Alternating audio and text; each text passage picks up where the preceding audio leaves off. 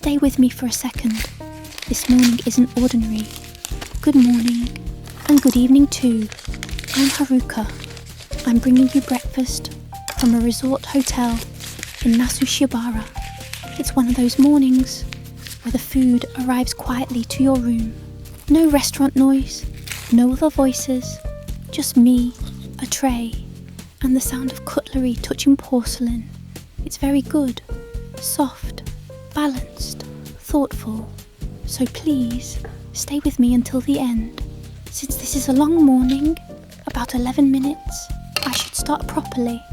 Let me introduce myself. I'm 29, Japanese, and I live as a woman.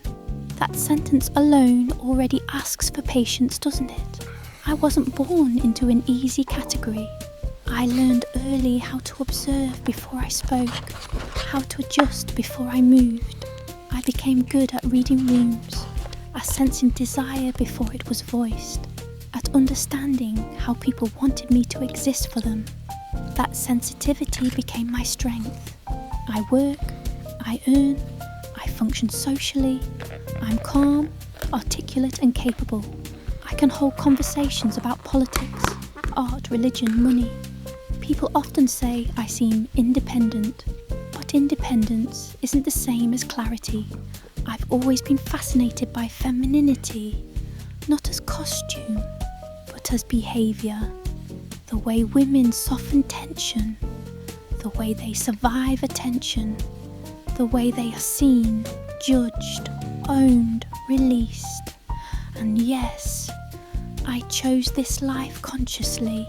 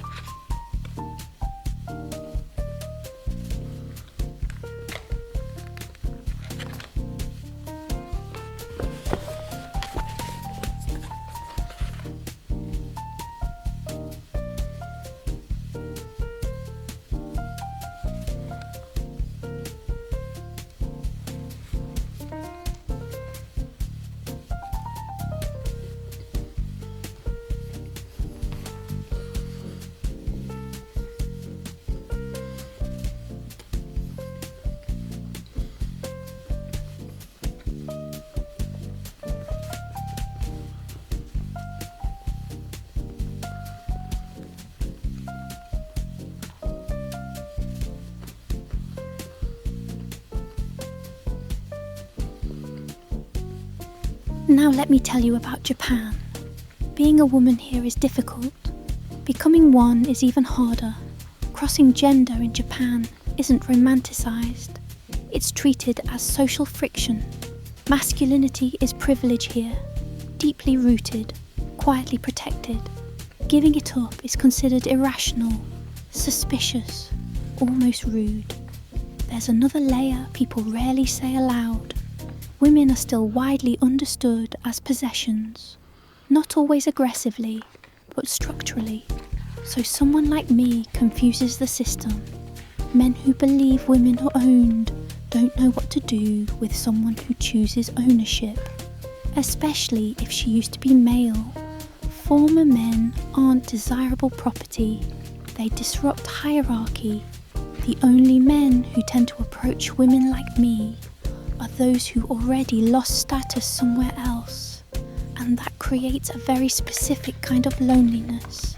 Does this sound cruel, or does it simply sound honest? Liberal narratives ask women for strength, self-reliance, autonomy, and when someone crosses gender, society demands even more. You must be flawless, unneedy, beyond desire. Socially, I can perform that role, but desire doesn't disappear just because it's inconvenient.